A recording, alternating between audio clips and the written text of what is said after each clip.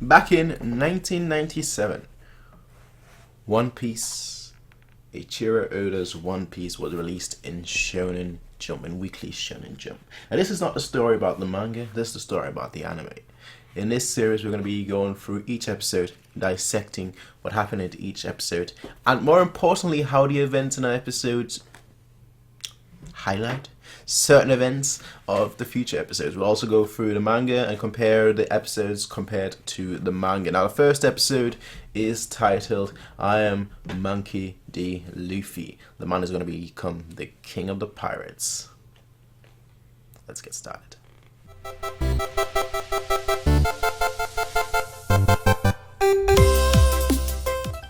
We start off the episode not with the main character like many other shows would do at this point. Start off with the main character and highlight the main character and the world through his views. No, in a scenario where we're thrown right into a party and we don't know what's going on.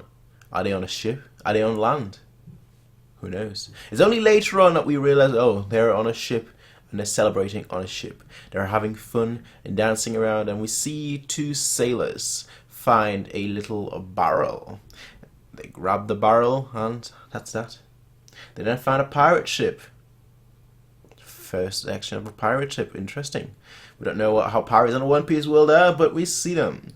The sailors see them. Clearly they're terrified. They run, and we hear a big old woman shout, Kobe! Who is the most beautiful woman in the world? And we see a little boy just feeling like, yeah, it's you, lady. Then we actually see the grotesque figure that she is, and she is hideous, absolutely ugly, terrible. She is chunky, clunky, and quite frankly, not very funky.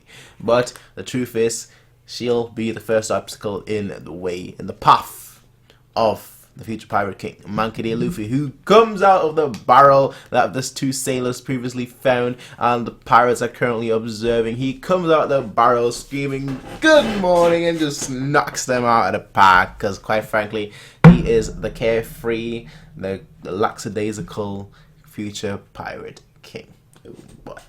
This is his story, and he meets Kobe. The first person he really truly meets in the story is Kobe, a young tiny little boy who was captured by these pirates, and quite frankly he wants to be a marine. He wants to capture these evil pirates. Ever since he's been a little boy, he's been dreaming about one day becoming a sailor and sailing under the marine flag and just going forward and capturing these evildoers, because quite frankly the world is overrun by them, because as the opening tells us, there once was a man named Gold Roger who had fame, wealth, and power beyond your wildest dreams. But when he was hung, he told the world of his magnificent treasure. A treasure at the end of the world, at the end of the Grand Line. It is called the One Piece. And quite frankly, since that moment, the great pirate age, the great pirate era has begun. All the pirates go out in search, trying to find the One Piece, but quite frankly, nobody has seen the island besides the Pirate King and his crew. Where could it be? How is it hidden? Is Luffy ready for the task? Of course, these are questions that will be answered in the future, but these are the questions that we have at this present moment. But, as is the deal, Alvida comes aboard this ship, she meets Luffy, and well, Luffy shows her that he's not just an ordinary wannabe pirate. No, in fact, he's special. He's got the gum fruit, the power of the gum fruit, able to stretch and bend his body in any shape, form, or matter that he wants. Quite frankly, he is rubber. He is rubber, and he stretches his fist backwards and just punches Alvida to the next, well, I was going to say galaxy, but no, to the next island, perhaps. Who knows? But that seems to be the end of the story for Alvida, Luffy, and Kobe. They head off. But before that, they glimpse a little female girl who seems to be around the same age as Luffy, who is currently leaving the ship with stolen treasure. Is she a thief? Or is she just a casualty that got away?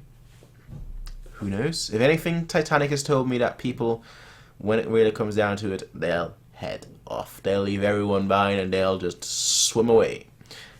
We don't know much about her though, but hey, we'll see about that. Now, before the episode ends, Kobe and Luffy, they talk, and Kobe mentions that there is a pirate hunter that Luffy needs to be aware of. And Luffy thinks that sounds interesting. So they go off and to see the pirate hunter. Luffy wants to recruit him to his crew. A pirate hunter joining a pirate crew? Why not?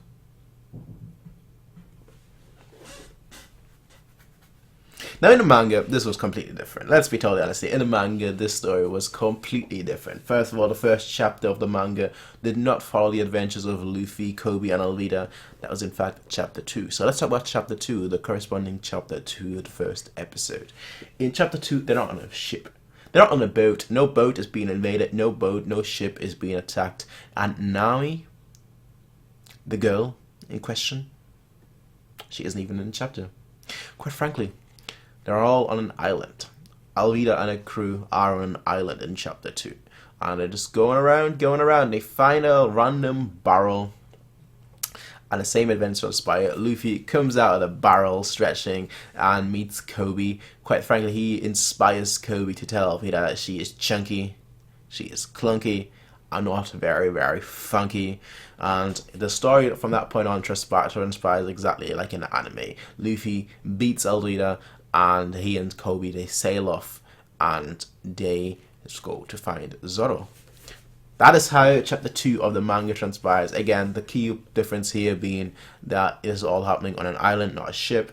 I'm assuming the anime added the ship portion of the story just so that we have some fear, some inkling of an idea of how pirates are treated or how pirates are looked at in this world, which is obviously very, very fine. And it also gives some weight to Kobe's ambition. Of course, seeing the terror that pirates inflict and impose on the average human clearly is very overwhelming, and knowing that there are multiple pirates, hundreds of pirates, thousands of pirates out in this world gives more strength to Kobe's dream, to Kobe's goal of becoming a marine that captures these evildoers.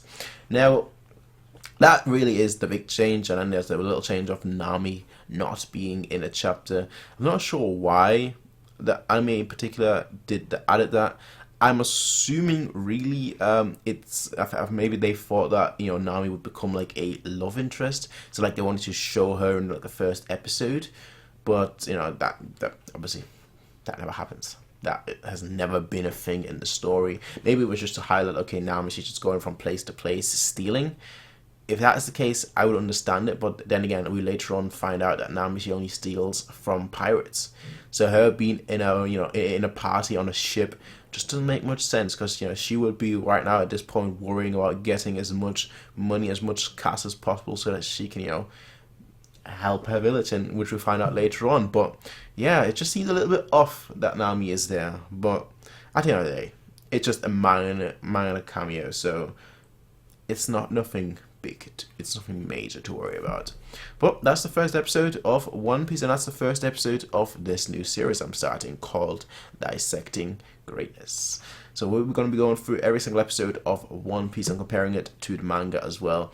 Now this first episode, it doesn't hold as much foreshadowing as any other episodes and chapters may have, but once we get to them, obviously we'll talk about them in great detail. But I just want to say welcome. If you're watching this, welcome. It's going to be quite a long journey, of course. One Piece currently has 900 episodes plus, and I don't know how often I'm going to get this out, once a day or once every 2 days or once every 3 days, but it's going to be quite a long series. I am also, this might actually tie into this, I'm also going to do One Piece reactions. A friend of mine hasn't seen the show yet, so I've been trying to get him in. I've been trying to get him into Gintama for a long time, but he's like, yeah, I won't watch Gintama. I'll watch One Piece though.